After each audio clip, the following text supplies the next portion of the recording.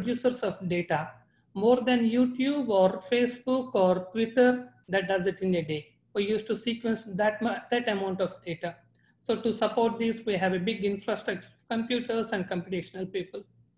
And other part is we have a genomic medicine part 2, which I'll talk in a minute. And as always, we look for collaborators who want to share our knowledge or bring their species or questions in biology to us, and we look forward to solving them. I mentioned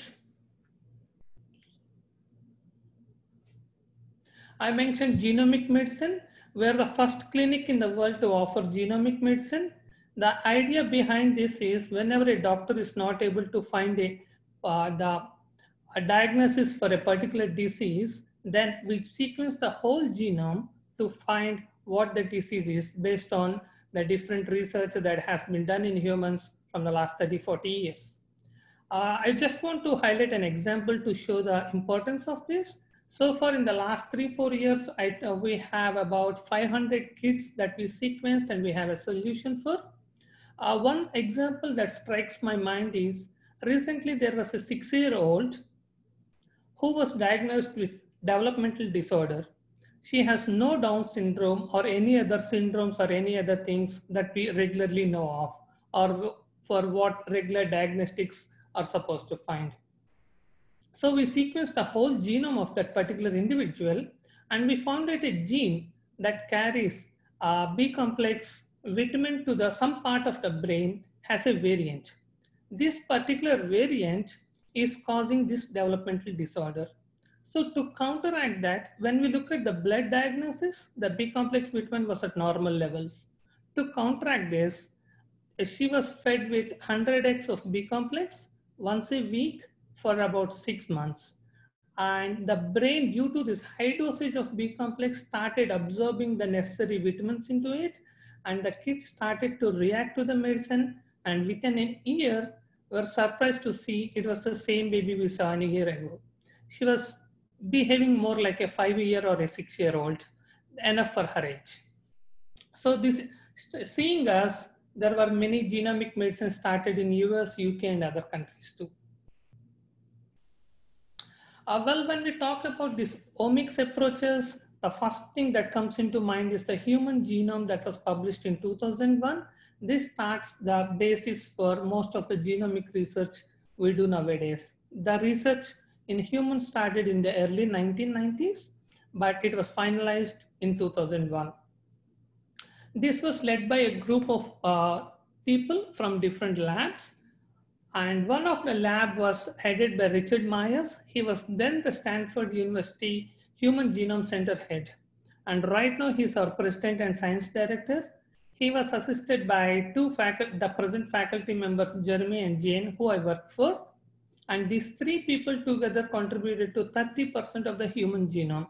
So we are a group of people who have been in genomics field from quite a while ago. And in US, we take the lion's share of funds for Alzheimer's, many brain disorders, and other things.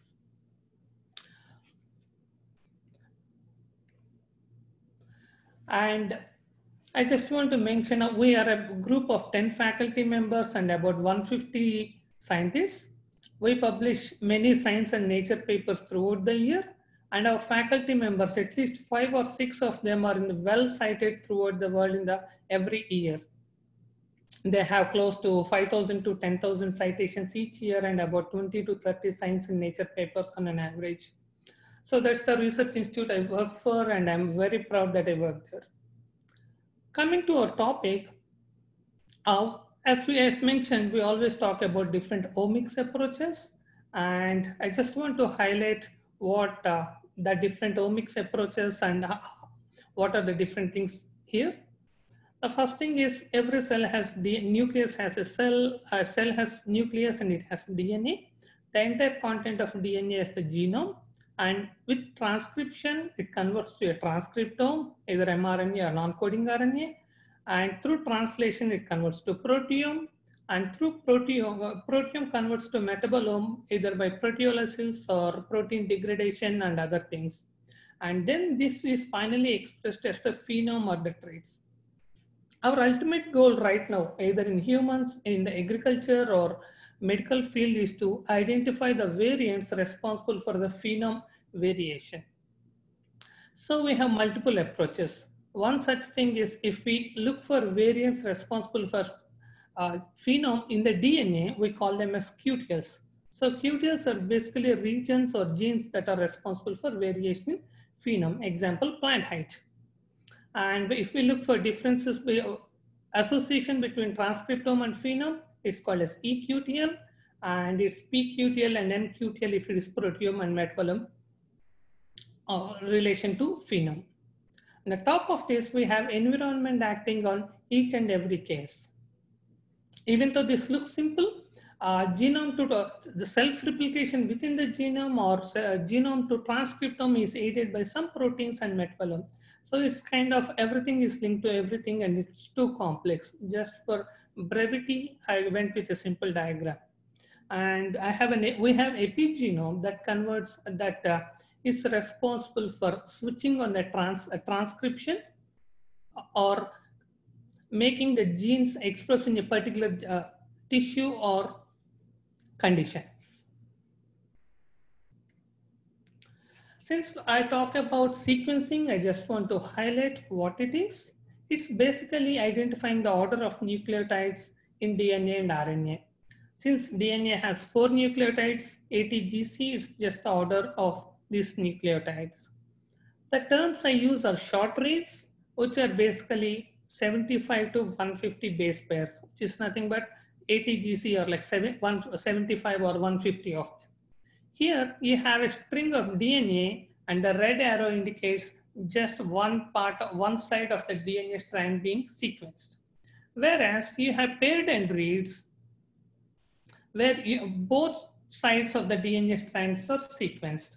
And then you have long reads which range from 1 kilo base pair or 1000 base pairs to 2 mega base pairs.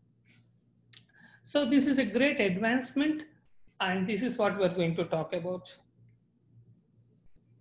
Briefly, the sequencing started in the early 1980s where sequencing a few tens or 100 nucleotides used to take us a day or two. Now we're in the advanced next generation sequencing and the single molecule sequencing, also called as third generation sequencing, where we sequence approximately 1 billion or 10 billion bases a day. With the improvement in technology, the cost of sequencing also got down drastically. The initial human genome project costs about $3 billion. Well, this is the first genome that was assembled at that scale. So this includes a lot of software development, a lot of resources, improving the technology itself. Now we are at a stage where we could sequence 3 GB of genome at approximately $100, but not necessarily at the assembly stage. But just for resequencing, for example, since we already have one human genome sequenced at higher level, we sequence at a lower level with all other individuals and try to associate those variants or changes in our genomes with a particular trait of interest.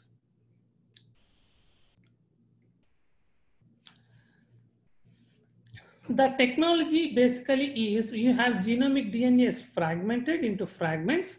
Approximately for short read sequencing, we are talking about 100 to 800 base pair fragments using multiple methods. They are either cloned and amplified in Sanger sequencing, and using fluorescent sequencing, we get the sequence of that particular fragmented DNA. This approximately takes 4 to 6 hours, and just for preparation, it used to take us a day just to prepare the DNA to be used for this. But the good thing is they're of high quality and they're about 500 base pairs on an average. Then we have the second generation sequencing, which are massively parallel. Here it's the same approach, but instead of cloning and amplification, we ligate them to adapters and amplify using PCR at the same time. And we sequence millions of them at the same time, and all the signals are detected in each and every cycle in all the millions of reads. So with this, we get gigabytes of data in a day. At the same time, millions of fragments at a single time. So this is particularly used for resequencing. And then the long read sequencing or the third generation sequencing, here it's a long strand DNA that is used for sequencing. And the sequence is approximately, can be obtained until 2 megabase pair as the company claims, but in reality we get about 100 to 1000 KB, not more than that. These are the present day sequencers. Just want to highlight, not the details. The runtime lasts approximately half a day to 2 days, and the output per run varies between 1 GB to 6 terabytes. And we have about 4 million to 20 billion reads based on the machine and based on the chip we use. And these are all short reads. As you can see, these are all 150 base pairs or 300 base pairs maximum. And this NovaSeq, which produces 6 terabytes of data, this is the one I use frequently for most of my data generation. The other frequently used thing is the Ion Torrent. This is similar to Illumina, but not that widely used. Here the read length could be up to 400 base pairs, and we get about 80 million reads per run based on the chip, and the runtime is less than half a day. And the amount of data we get is 15 gigabases. And here comes the third generation sequencers. We have PacBio Sequel 2, which is the second version of the machine. With a single smart cell, it can produce 20 GB of data. And the recent Sequel 2s accept 8 chips at the same time, so it's 160 gigabases at the same time. And here the average read lengths are up to 30 kilobase pairs. And previously, when PacBio was introduced, the accuracy was only 80–85%. Now they have an updated version and updated chemistry where we do CCS, circular consensus sequences, where a single DNA strand is sequenced again and again in a circular fashion. So the accuracy is approximately 99.9%. So just to look at the chemistry, we have an amplicon, we ligate the adapters, and then we sequence again and again in a circular fashion. After trimming away the adapters and templates, all other things, we are left with a circular consensus sequence that are really useful for assembly and whole genome processing. The other one is Oxford Nanopore. Here they claim the read length to be 2 megabase pairs, but in reality, obtaining a DNA strand of that long is really hard. The yield, there are like 5 different devices. The yield is approximately 2 gigabytes to 8 terabytes based on the device used. A few things I want to highlight here are the size. This flongle is just the size of a USB drive. And the beauty of this is, if we could plug into this a laptop, it could process all the data on a simple, smaller laptop too.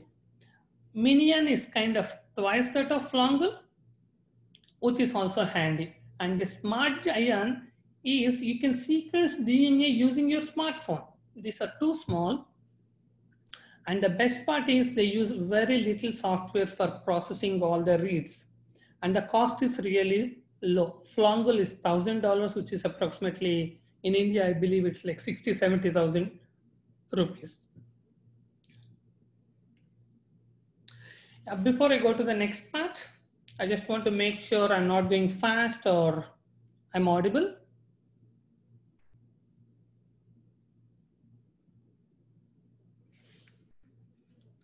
Am I audible? Is everything clear?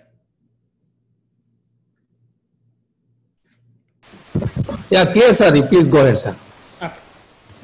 Once we obtain the sequence, the first part is genome assembly. In short, we have, previously we used to have short reads based on sequence overlaps. Based on sequence overlaps, we used to assemble them into contigs.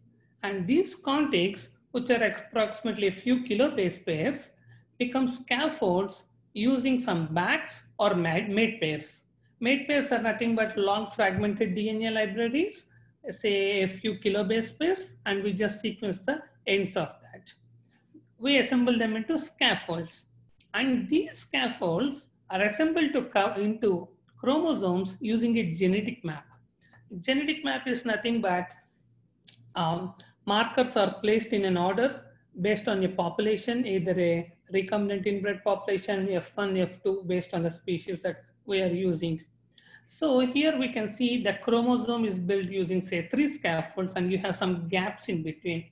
This is one major problem with using short reads. So to make it as a chromosome, initially what we did was we inserted 10,000 ends in between each of these scaffolds. So the major requirement for this one was high quality and very high coverage of reads. The human genome that was published in 2001, there are basically two groups that did this sequencing. One was the Public Human Genome Project, which I mentioned my present director and my present advisor are a part of it. They used the hierarchical shotgun where they had bags, which are few kilobases in length, and each one was fragmented and sequenced and then assembled to form chromosome level. And then we had the Private Human Genome Project led by Celera. Instead of using bags, they just used random reads or fragmented reads, and each one of them was cloned. And we had a genome assembly. Even though human genome initial assembly was in 2001, still today we have many gaps and many unresolved regions, which are about 5% of the human genome. So as mentioned, short read assembly, one major problem is gaps, and getting overlaps between pairs of reads is also hard. And whenever we have repeats, so repeats are sequences which are present in multiple parts of the genome and they don't have any variation, or they're highly similar. So I'll show you a graph on how the repeats cause a problem. And if we don't have a decent genetic map, it's really hard to assemble scaffolds at the chromosome level. And when we are working with polyploids, so autopolyploid or yellow polyploid, which many plant species like potato and other species are, it's really hard. And even if they're heterozygous, you have an alternate haplotype, most of the cases, it's making it hard. And then you have structural variants, which I'll talk in a minute. And you can have inverted fragments if the genetic map is very limited. And the phasing is difficult in the sense you have DNA strand, one from the father and one from the mother, or one from the male and the other from the female. So we are not sure if the variant is from which parent.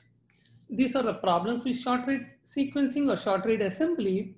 To counteract, before I go to the other part, as I mentioned, structural variants. These are the different kinds of structural variants we have in our genomes. So basically, the reference has, say, 1, 2, 3 genes. Insertion is where you have one gene or one region inserted between them.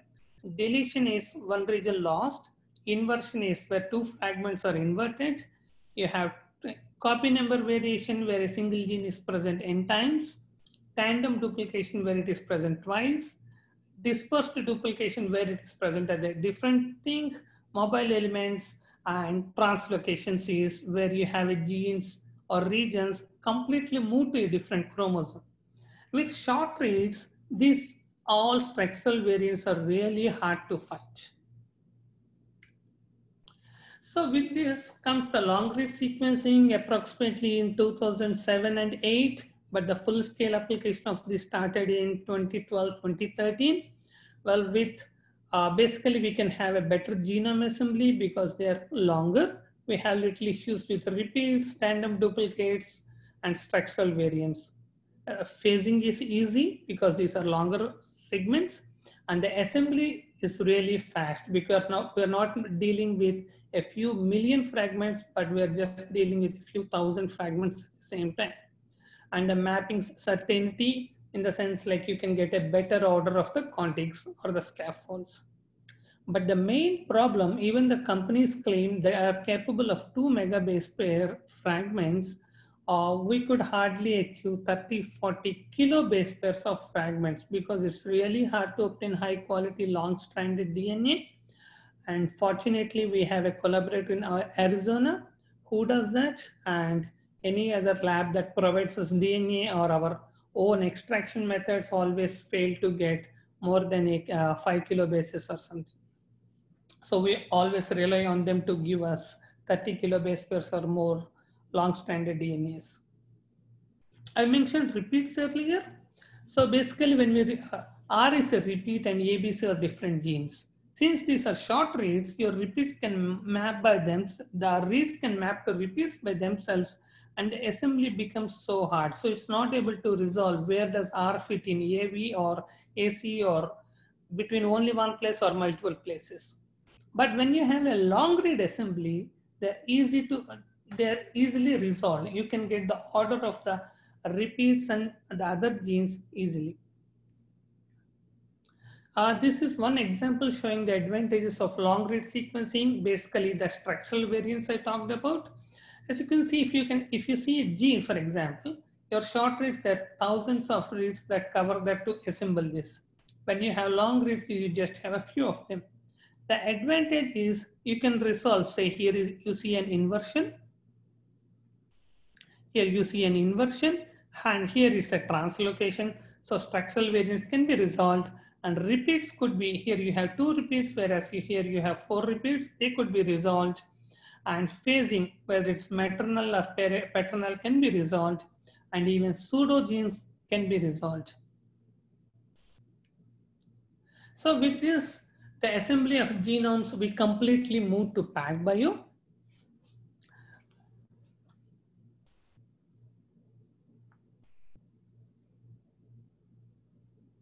Sorry about that, I was just looking at the group chat. I just want to make sure, okay. Haplotype phasing is basically you have maternal and paternal chromosomes fusing together whenever it forms a zygote. So we're not sure where a particular gene variant is from, whether it's from the father or the mother.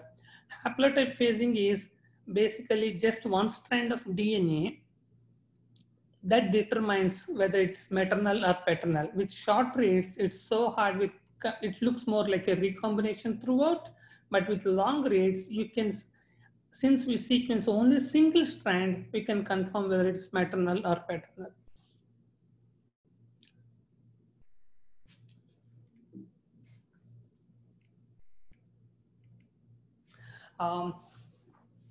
I'm proud to say that majority of the plant genomes, about 60% of the plant genomes released so far are assembled by our group. And right now we're a part of an OGG group.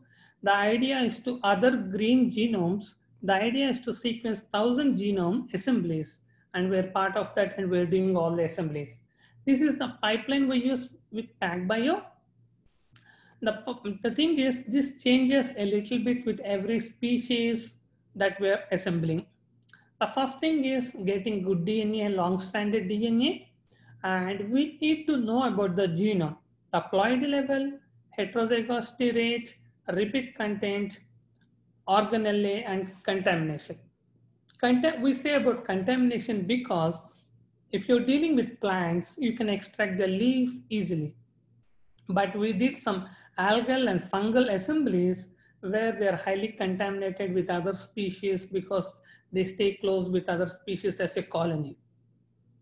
So we need to assess all those things before sequencing it. Then we generate long high quality PacBio libraries, either 40 to 50x or 70 to 80x. And if they are outbreds or outcrossing, we do have higher coverage too. Then we assemble the genome using different softwares, MeCat, Canoe, and Aeropolish. Then whenever we have repeats, then we remove them out of them and we call them as breakpoints. And then we try to reassemble them using Hi-C data. Hi-C data is a sequencing approach where we sequence the chromatin structure too. So we use that for integrating the scaffolds into chromosomes. And if there are any haplotype and assembly overlaps, we try to resolve them. Some of these have to be resolved. I mean, we manually look at them using graphs and our own codes and try to address each one of them independently. And since PacBio or anything are prone to errors, just to finish that, we polish it. In the sense like you have a reference genome from PacBio and HiC data, we use Illumina short reads to map onto the genome and make sure that there are no single nucleotide polymorphisms or indels on that gene.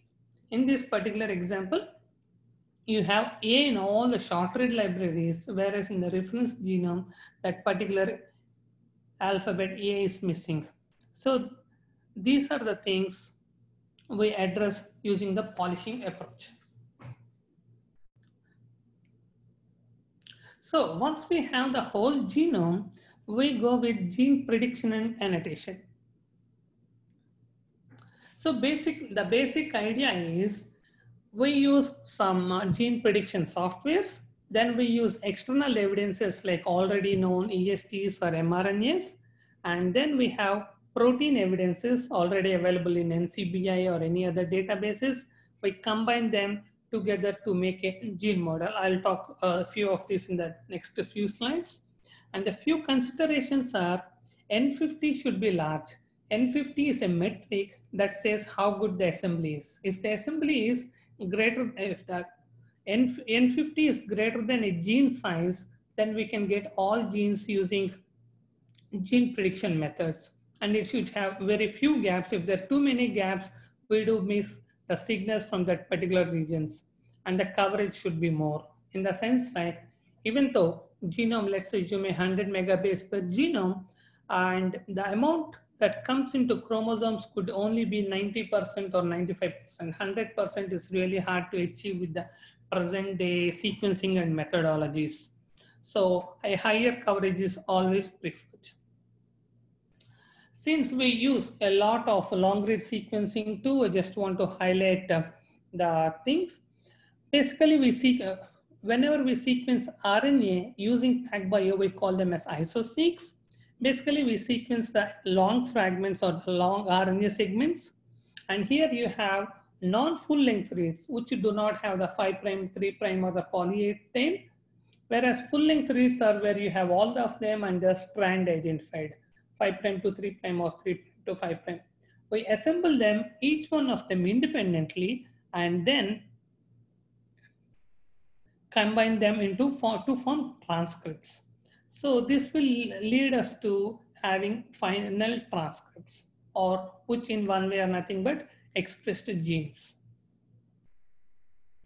So just to highlight, I did not talk much about short read cDNA, short read sequencing for RNA-seq platforms, but this should show major issues with that. Let's assume we have a gene with 2 transcripts. We have short reads where you end up having ambiguous and unambiguous to each of these exons and 2 isoforms. Whereas when we use either PacBio or nanopore sequencing, we end up with unambiguous to isoform and unambiguous to isoform in both cases, leading to better identification of genes. The first step, once we have an assembly, is using a computational approach to identify the signals. We call them as intrinsic methods or ab initio methods. So basically, we know that a gene has a start site that starts with an ATG, stop sites, splice sites, like your intron starts with GT and ends with AT in most of the eukaryotes. So these are all signals. These programs look for those signals.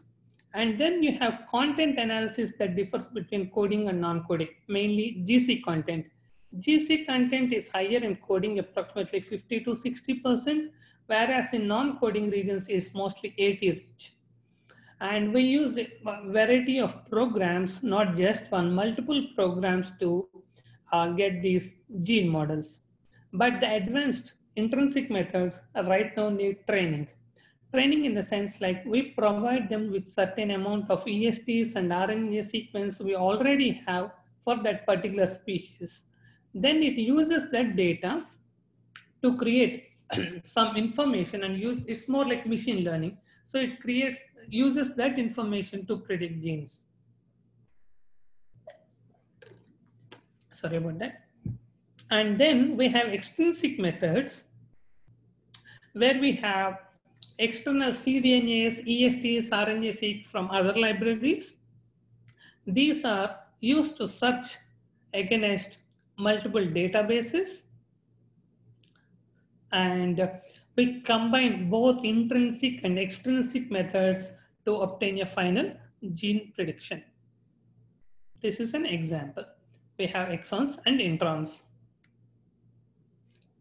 Once we identify the genes, we try to get the functional annotations.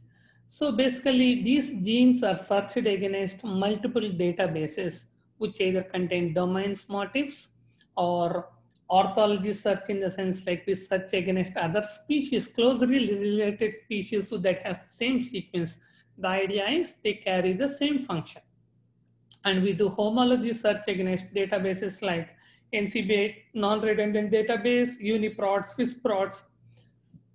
And combining all this information, in addition, we get what's the Go term, what are the pathways it is involved in, and based on your closest relative, say for example, if I sequence a grass, since we have a rice and wheat and corn sequence, we try to predict the name of the gene based on the similarity with that gene and give it a name.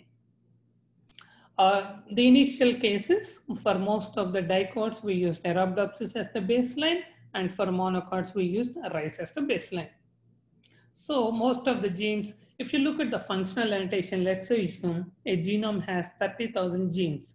Only about 10-15,000 of them have a decent name, like this is associated with, say, anthocyanin pathway, or this is associated with photosynthesis. But many of them say just are empty or just say expressed protein. That's a big area under development. So annotation summary, as I mentioned, would be something like this. You have all the transcripts, only few of them have blast hits because not all the species have been sequenced before, and each species is unique, has its own set of new genes, and only few of them have pathway enrichments or Go terms. And finally, very few of them have meaningful annotations. So just to summarize, our long reads improve genome assembly, give a higher quantic N50. I'll talk about N50 in a minute. And they have few gaps, and this will lead to identifying more genes because of better signals. Haplotype phasing is resolved, basically whether it's maternal or paternal. Structural variants are resolved. And if it is RNA long reads, we get full length transcripts because your gene is hardly 3 to 4 kilobase pairs on an average or at the higher end. So you'll get full length transcripts and also the isoforms. But the main disadvantage, as I mentioned, is the extraction of long DNA fragments or RNA fragments is a big hectic job. And the throughput is very low compared to Illumina, which generates, for example, 6 terabytes in 2 days. This hardly produces 150-200 GB in a day or two. But these are better for assembly. So nowadays we use long reads for assembly purposes and short and structural variant identification, whereas we use short reads for resequencing the same species multiple samples to identify SNPs and indels for various downstream analysis. Excuse me.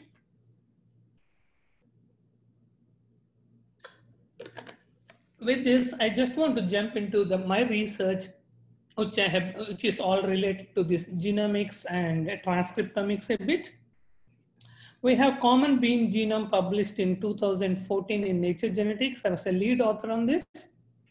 The first and second of the first authors are my present boss and previous boss respectively. So I'm technically the second author on this who did majority of the work. And in V2, the version 2, which is an improved genome assembly that has fewer gaps, has an improved annotation, and we're working towards pan-genome, which I'll talk about in a minute too. This is still under preparation. So as I mentioned, one of the major steps for building a genome assembly is to have linkage maps. So this is one of my earlier paper published in 2010, where we took EST sequences that were available in multiple databases at that particular point, 2008 or so. We assembled them into TCs or tentative consensus, and using multiple filtering steps, we ended mapping 300 genes to the chromosomes. This was the basis for common bean future genome. And in addition, common bean is highly related to soybean, or very close enough that it's hardly 6 million years ago. And soybean is a diploid, but it has 2 copies of the basic bean chromosomes. So we used that as a criteria to understand synteny between soybean and bean. So every fragment is bean mapped to multiple locations. For example, this part of the chromosome maps to chromosome 14 and 17, and this one maps to 3 and 19. We used this as a criterion further for assembly of scaffolds into chromosomes. So just to highlight, our V2A1 assembly consisted of mostly 454 reads and Sanger reads. So we have multiple insert sizes starting from 2 kb to all the way 120 kilobase pairs, and the total sequence was approximately 21x only, because this is a diploid self-pollinating plant. So you don't have much of heterozygotes and the repeat content is low, so 21x was reasonable enough for us to make an assembly. Then we used quality control, basically trimming low quality end adapters, removing reads that map to chloroplasts or mitochondria or other organelles. Then we assembled using Arachne assembler, and we removed contigs that are less than 300 base pairs and contigs that have less than 4 reads mapped. Then we did scaffold quality control, which is removing contaminants which are less than 1 kilobase pair in length, and repeats, things like that. And these were arranged into pseudochromosomes using the synteny that we developed. And also in addition, we have 7,000 EST markers other than the 300 we developed that were aligned using blood. Excuse me. And the completeness of the genome was using, at that particular point of time, we had about 100,000 ESTs available. We mapped and we found 93% aligned to the assembly, in the meaning that it's greater than 90% accurate. Then we have the V2 assembly recently. Here we have 83x PacBio longer reads, similar quality control. Then we used a Falcon is the name of the software we used. And using the same synteny and 7,000 EST markers, we assembled them into chromosomes. And the error correction or polishing was done using 70x. X refers to here, the genome size is approximately 600 megabase pairs. So 70x refers to 70 into 600 megabase pairs of reads. And here 83.2x refers to 83 into 600 megabase pairs on average. So just to highlight a few things is the comparison of our assembly. Our sequencing was 21x here with 454 and Sanger. Here it was 83x PacBio.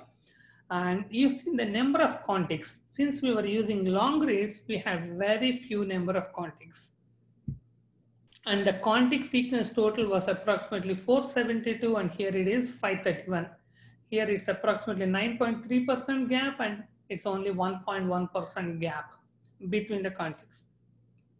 Here, N50 refers to number of, here is scaffold N50, of N50 of 5 refers to 5 scaffolds make up 50% of the entire genome volume. And the median of them, is 50 megabase pairs. Well, here at the scaffold level, there are not much variation, but when you look at the contig N50, L50, it's 3002 all the way down to 73 contig N50, meaning only 73 contigs make up 300 megabase pairs of the genome, whereas here 3200 contigs make up approximately 300 megabase pairs of the genome. And the L50, the size of the contigs increased from 39.5 to 1.9 megabase pairs. And for both the approaches, we had 727 million pyridine reads from 11 tissues like roots, stem, primary leaves, young trifoliates, flower buds, green mature pods, etc. that we sequenced RNA for. We assembled them using Pertrans, leading to 43,000 transcripts. And in addition, we had Sanger ESTs available, about 79,000 of them. We combined these together to make 47,000 transcripts. And these were aligned against other species, Arabidopsis, Medicago, poplar, grape, rice. And we used 3 different softwares for intrinsic methods. And combining all this information, we used a software called as SPASA that improves the intrinsic methods and all the blast hits by adding UTRs, correcting splicing. And finally, we used a homology search against other species, above mentioned species, and we used a C-score of 0.3 or more to be present. Basically, whenever we align a particular RNA sequence against a database, it gives us a score. In the same way, when that particular hit is aligned against the query, you end up having a different score. So the ratio of these two scores, A to B and B to A, is called as the C-score. Just as a comparison, the primary loci just improved a bit with long read sequencing, whereas the alternate transcripts increased drastically. And you could see the incomplete genes for stop coding were reduced here because they were either added as the primary loci or they were removed out due to different filtering steps. Before I go to the next one, I see a few charts, so I just want to make sure I'm not missing a few things.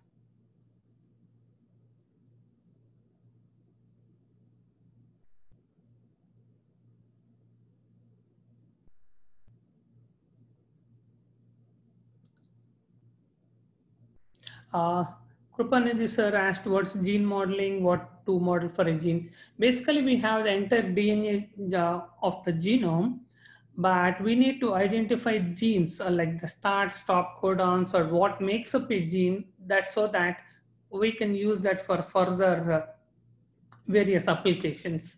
So we use the signal search by intrinsic methods, and extrinsic methods are nothing but blasting or searching against the databases known genes.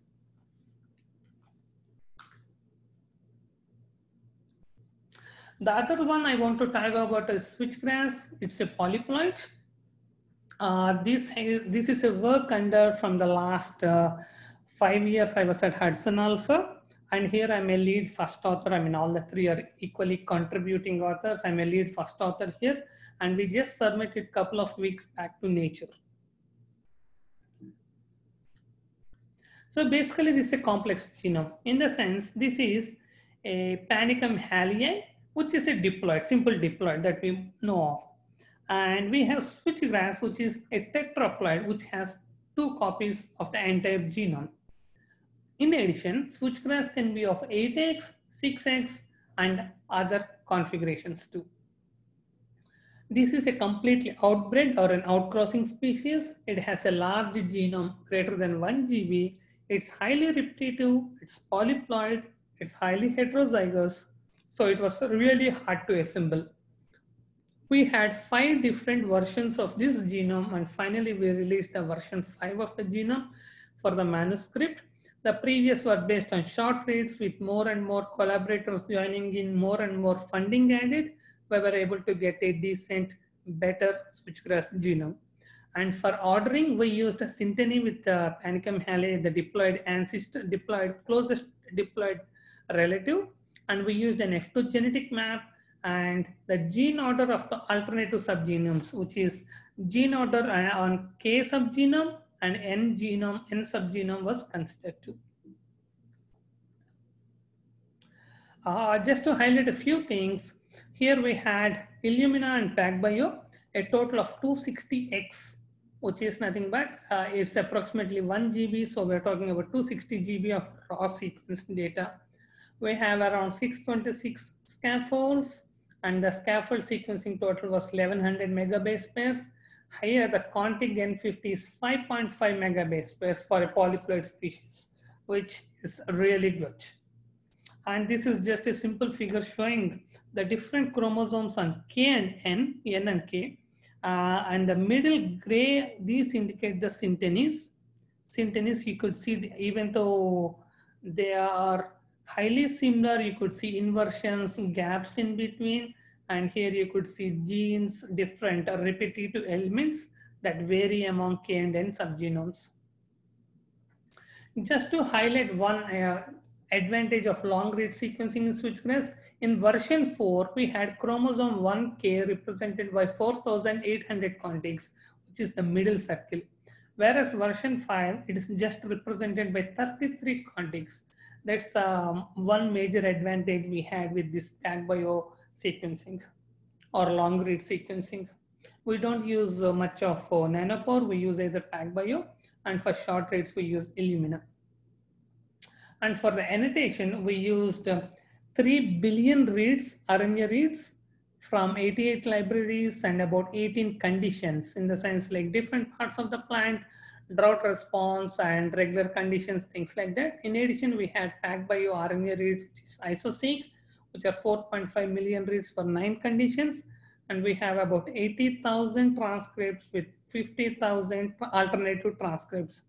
Out of 80,000, we had RNA sequence support with other related species or other evidences before ESTs and RNAs for about 70,000 of them. This is a paper just 3 days back that was published. It's still under preview, advanced preview model. So even after approximately 19 years of human genome, there are still gaps.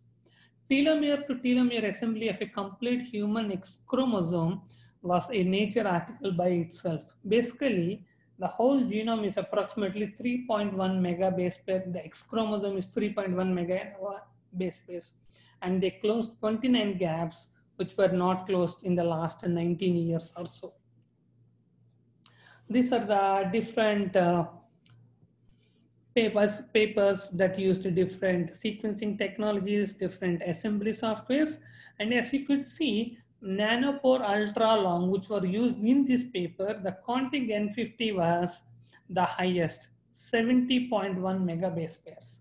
Whereas when they used Illumina linked reads, it was only 0.21 megabase pairs. See the drastic improvement using long reads. It's even better than using BACs, bacterial artificial chromosomes. And the number of contigs that represent the genome here, it's only 448, whereas others are greater than 1,000. Well, we have the reference genome and we have, say, n number of genes.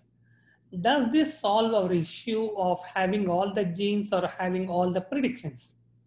Over years, it has been said that even though we sequence only one sample for a whole genome, there are many genes that are only present in that particular sample or absent in that sample. So when we sequence multiple other samples, we end up having other genes too that are not present in the reference.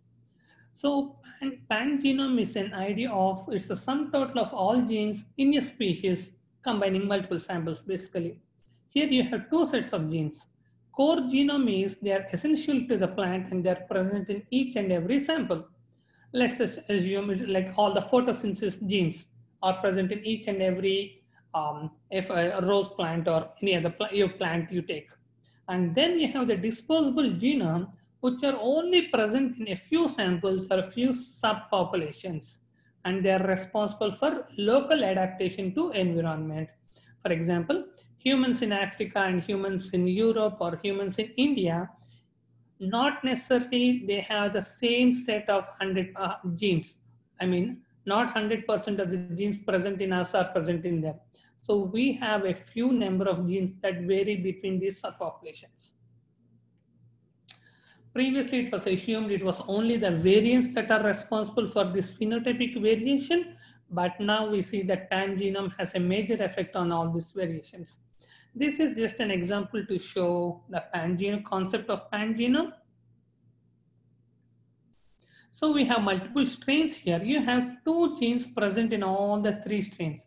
This constitutes the core genome, whereas these are present only in one sample or two samples, and we call them as disposable genome, which can further be divided into accessory or unique. This is the same things. You have three individuals, you have genes and regions that vary between individual to individual. And you have the core genome, which is present in all the three things. And you have the disposable parts, which are insertions in the, these are insertions in the core. And then you have a pan genome combining all these three things. So let's assume if you take 100 megabase per reference genome and you have a pan genome, the pan genome could be say 150 megabase pairs having all the information.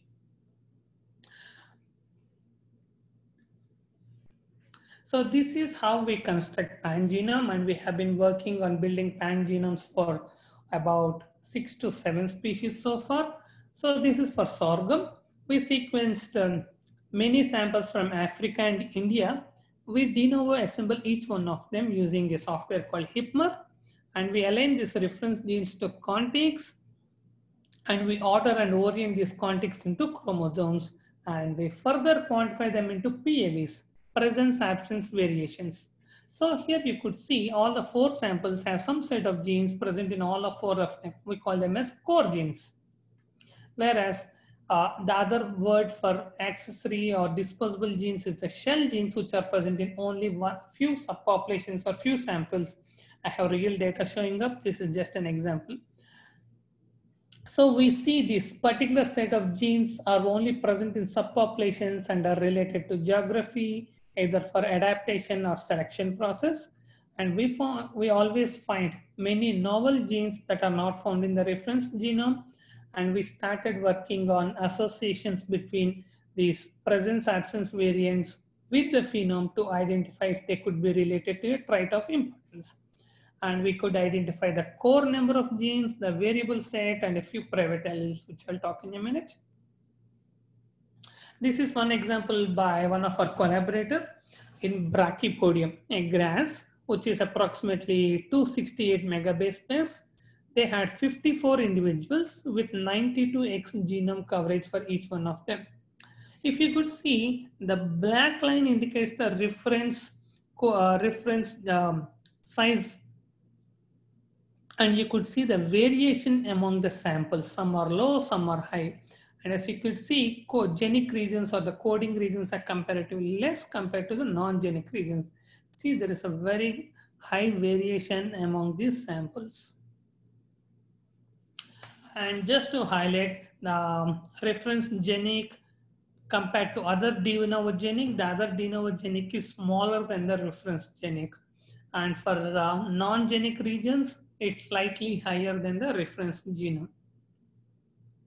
This is an example of 100 kilobase pairs on a chromosome in Brachypodium. These are like 10 samples. As you could see, this is arrow representation. This is the graphical representation. Here you could see this particular gene, this particular model is absent in all these samples, whereas it's present in these samples. So if you look at the phylogenetics, these all belong to a single subpopulation and these all belong to a single subpopulation. And within this subpopulation too, it's present. So it's a bit complex in the sense trying to understand that. As I mentioned, we came up with a new classification approach for genes, pan genes. Basically, there are 4 sets.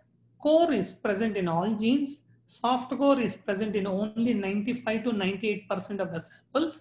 Shell is present in 5 to 94% of the samples, and cloud is present in 1 or 2 lines, which is approximately 2 to 5% of the samples.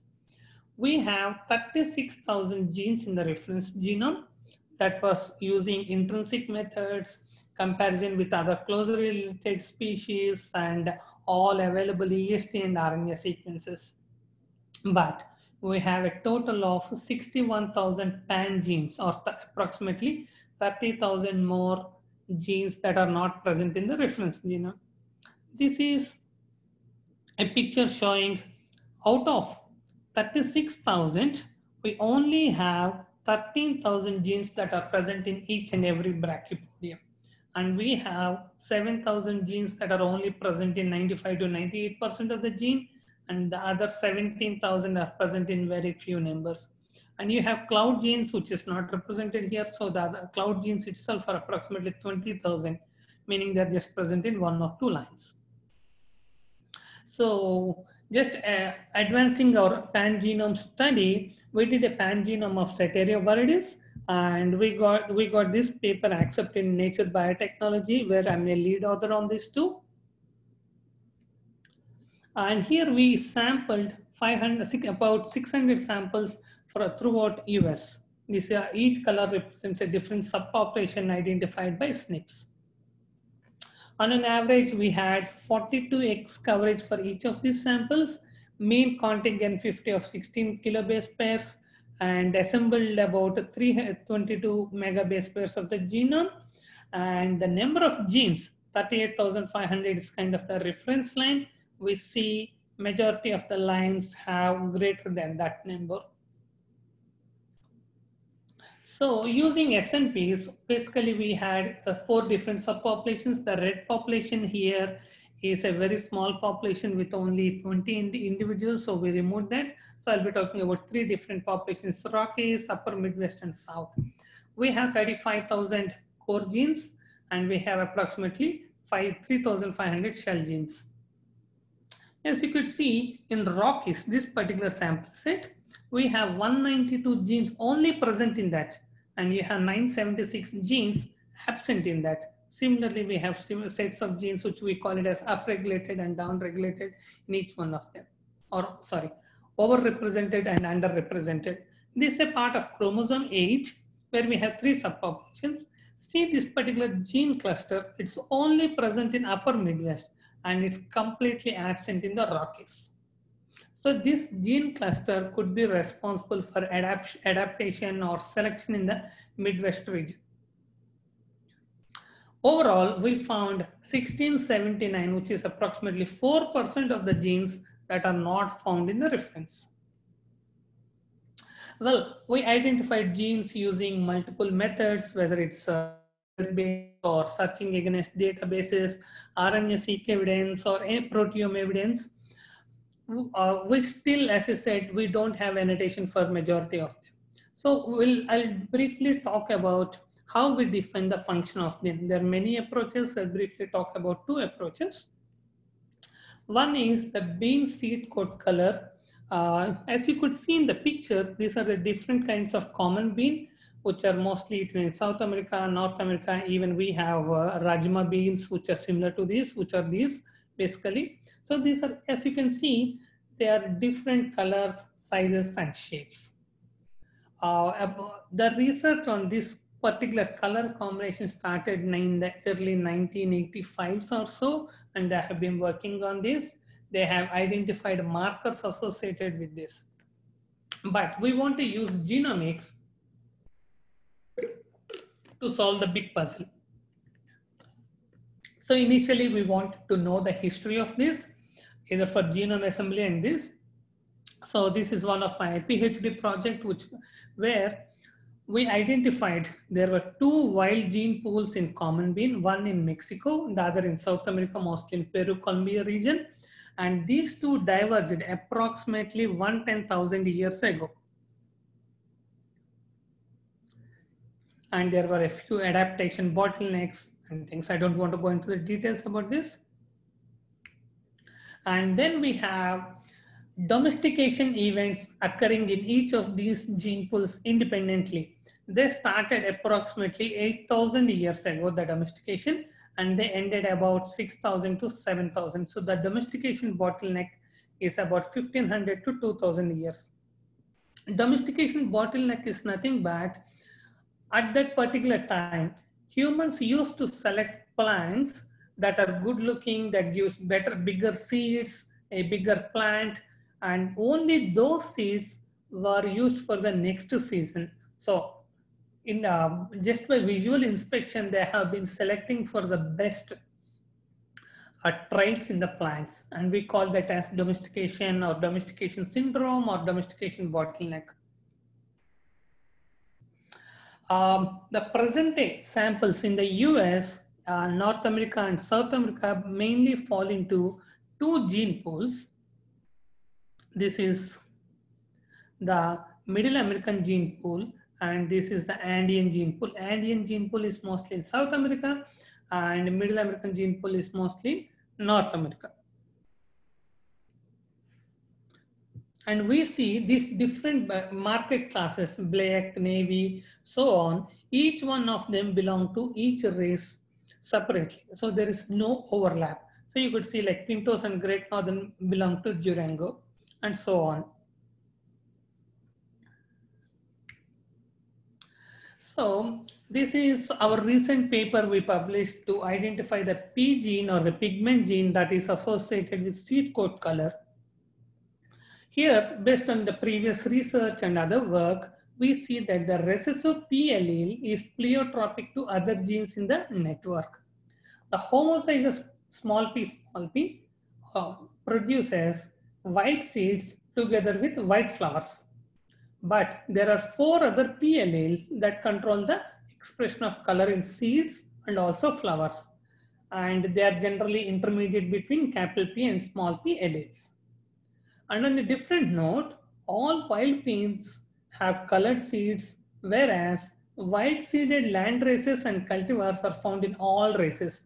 As I mentioned in my previous slide, we have 6 races and white seeds are found in all the 6 races. So to understand this, we started with association mapping, identifying two genes within which are separated by 8 kilobase pairs on chromosome 7. And initially we found 1 or 2 genes. Using a blast search or using a search against other genomes, we found 2 genes to be significant. Basically, these are 2 tandem duplicates. And these are similar to PHLH proteins. And they are, both of them hit the same Arabidopsis TT8 and PA proteins, which are responsible for seed coat color in Arabidopsis and P respectively. So this gene prediction and gene annotation was initially based on short rates. So here is the issue. Even though they say, we say them as tandem duplicates, excuse me, we extracted RNA-seq evidence. We are looking at 1 gene at a time. We found that RNA-seqs extend from 1 gene to another gene or overlap both the genes, meaning this P gene is a single gene model, not 2 tandem duplicates as predicted from short read sequencing. So these are some bioinformatic issues we see throughout this assembly and the prediction of all the genes at once.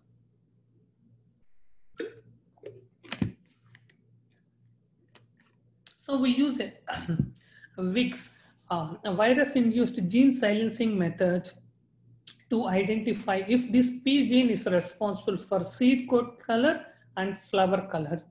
So we used a sample that has a black seed coat and a pink and has pink and purple flowers. We used the 8th exon as an insertion into the vector. We infected the plants after 11 days, and after 4 to 5 weeks later, we see that in gene silenced plants,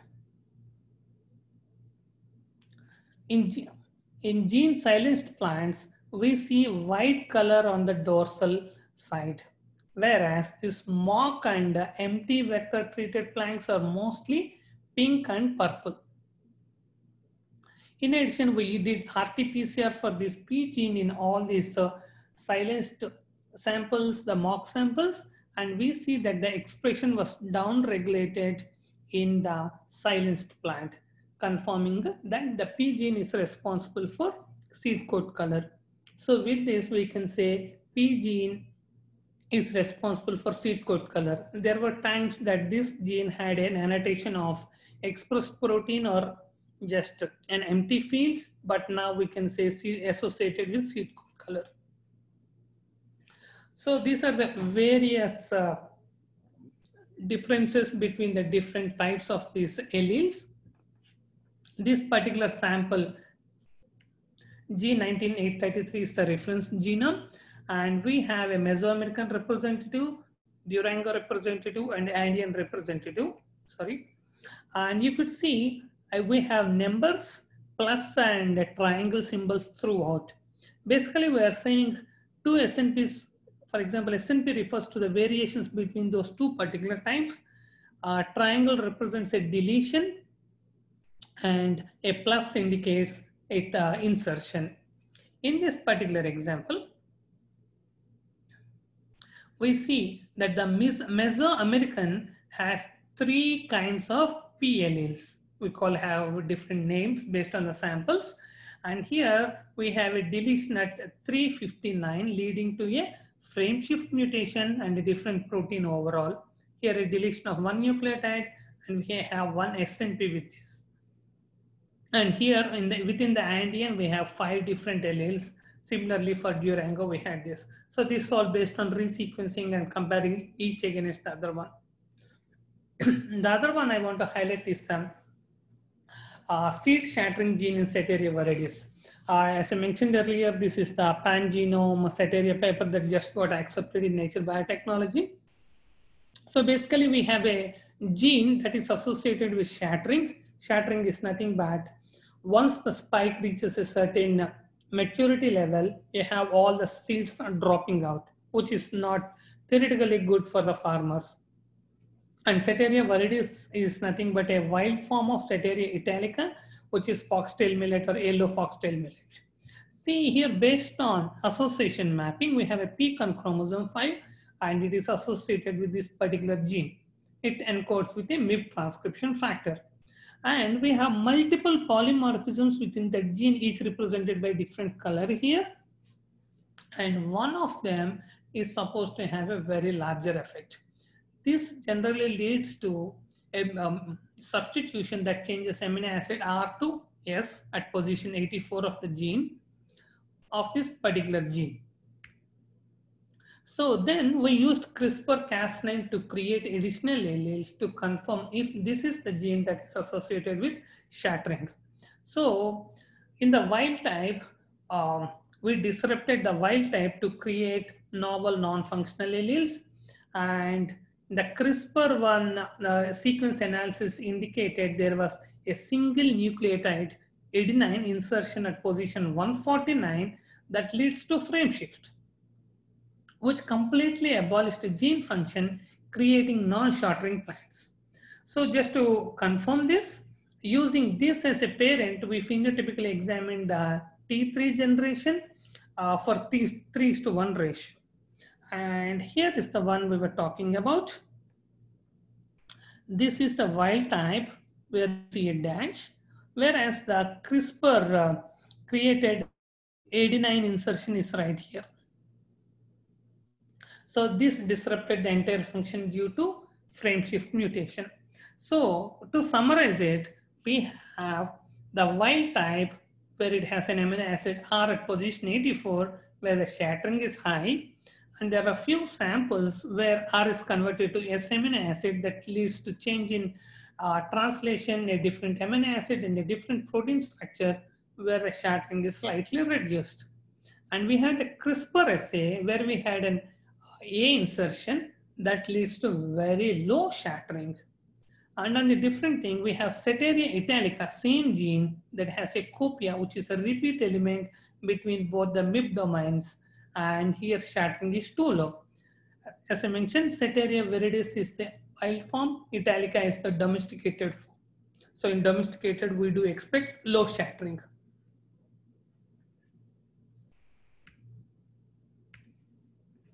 So to test whether our CRISPR-Cas9 assay to test the shattering, we use the tensile strength over time, the abscission layer strength and everything. As you could see here, the orange color, which is the CRISPR one, had higher tensile strength throughout, even after 29 days of flowering, whereas the normal wild type and others, the tensile strength was low, leading to shattering at about 15 to 20 days. And this is how the panicles look like. And the other thing was we did a wind tunnel experiment where we looked for the dispersal of the seeds from the plant. As you could see, The CRISPR ones have very lower dispersal because they're highly tightly bound to the panicle, whereas the other wild types, due to a thinner abscission layer, are lost in shattering or get dispersed easily. So with this, it's not only sequencing, just doing some computational work, identifying genes. We have to work on identifying the function of the genes that can have real applications either in plant agriculture or for human diagnostics. So with this, I would like to acknowledge my colleagues at Hudson Alpha, my previous Beam group at NDSU, my Switchgrass colleagues at University of Texas, and my Cetaria colleagues at Donald Danforth Plant Research Institute. Thank you for the time, and this is my group. It's mostly working in the wet lab, extracting and sequencing. We are like 6 bioinformaticians working on majority of this work. With that, I'll have any questions you would like to have.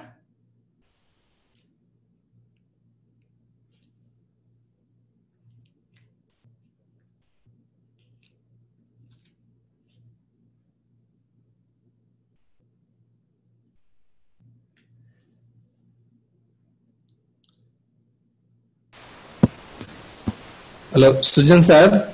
Yeah. Thank you, sir, for a wonderful talk. It's a very lengthy talk, sir. Oh, sorry about that. Yes, sir. There is a question. Yeah, sure. Sir, there is a question from participants, sir. So, what is haplotype phasing? Okay. Phasing is basically identifying the strand of DNA, whether it is maternal or paternal, in the sense whether it is from the father or mother. So for example, if you take a heterozygous loci, which has both the alleles, say for example A and G. So we want to know whether A is from father or mother, or G is from father or mother. Identifying that accurately is phasing. We can do that computationally. At the same time, using long read sequencing, it's easy to find because we're only sequencing a single strand of the DNA. Whereas in short read sequencing, we sequence both sides, both strands, making it complex. Sir, what is synteny, sir? One more question from participant. Synteny is basically closely related species have conserved gene order. We call this as synteny. So for example, let's take two closely, the one I work with soybean and bean, for example, or say tomato and other closely related species. See, if you have a gene order of ABC on a particular species, the same gene order ABC remains on the other species. We call that as synteny, conserved gene order. Sir, one more question, sir. What challenges you faced in assembling the polyploid genome? Well, so far as I know, this is one of the complex polyploid genome we assembled. It was 6 years of work, and the main problem we faced was initially was the sequencing. We used only short reads and some backends and 454s. That was not enough to get a good contigin 50 because this is an yellow polyploid. You have a lot of repeats and heterozygous conditions. So we added more and more sequencing. So it's basically we had, I would say, at least 10-15 major problems, and we just solved by adding more and more data, more advanced data, and using advanced software and codes.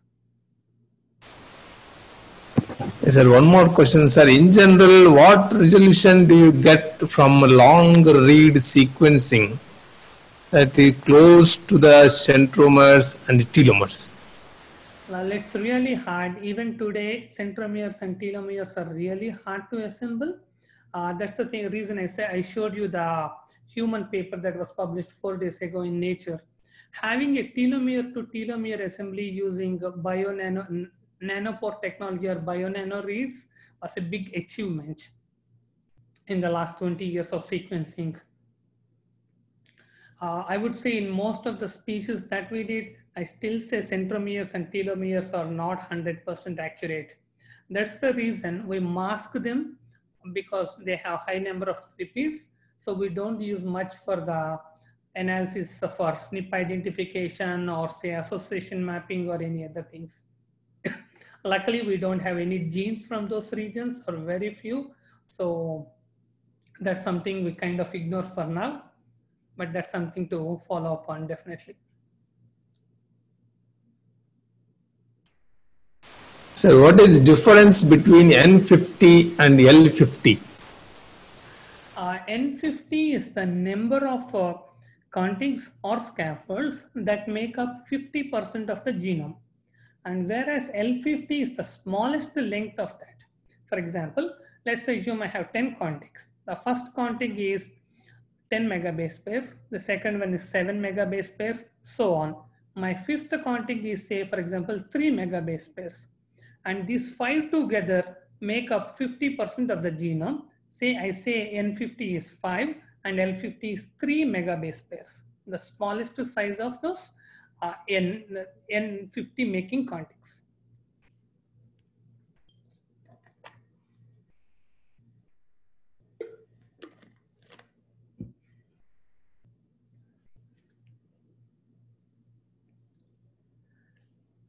Sorry, I think I took a long time.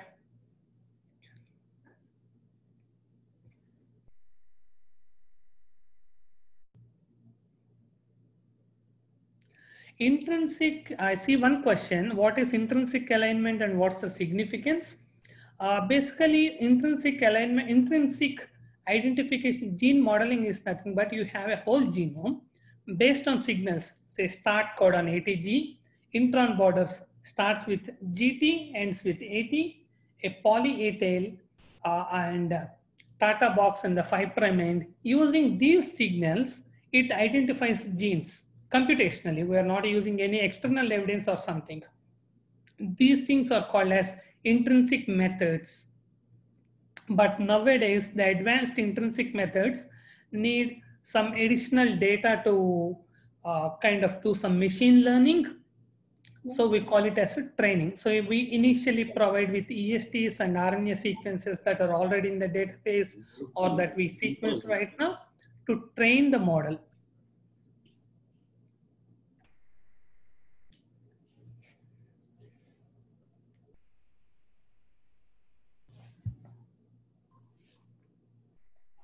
Hello. Hi, sir. Hello, how are you, Sujan Mamidi Garu? Fine, sir. Thank you. Yeah. So many thanks that you have squeezed your time and came to our FDP program. There are plenty of participants across the world. They're watching your lecture today. And it's very Thank you so much, sir. Thank you for having me. Yeah, it is quite interesting that it is, though it is long, but still it is interesting. There's enormous information that you told about the assembly, context, and latest scaffolds and human genome, and all those details.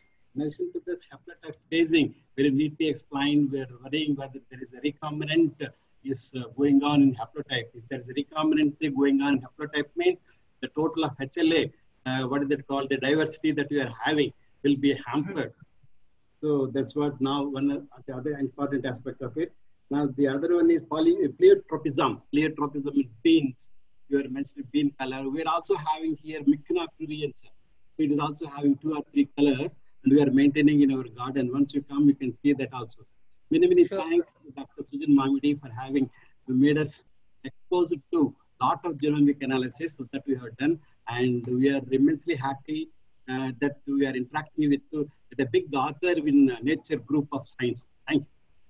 Thank you, sir. It's my pleasure being here. Thank you. And if I would like to say, if anyone wants to have the slides, or if they have any questions, or if they would like to collaborate or work together, you can always send me an email, my first name.lastname@gmail.com, and I will be available for collaboration or answering your questions.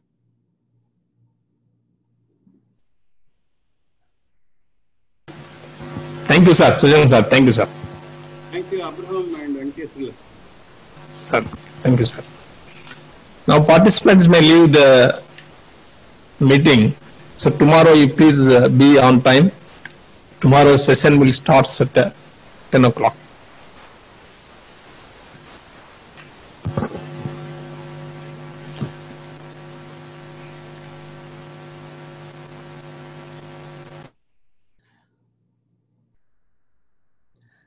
Thank you all for joining, and thank you Krupanidhi sir, Venkateswarlu sir, and Abraham for having me.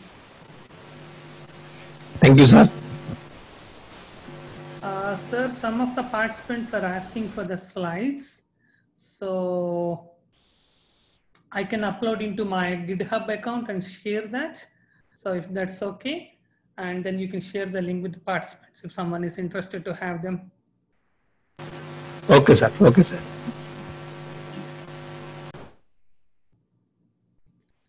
Thank you all.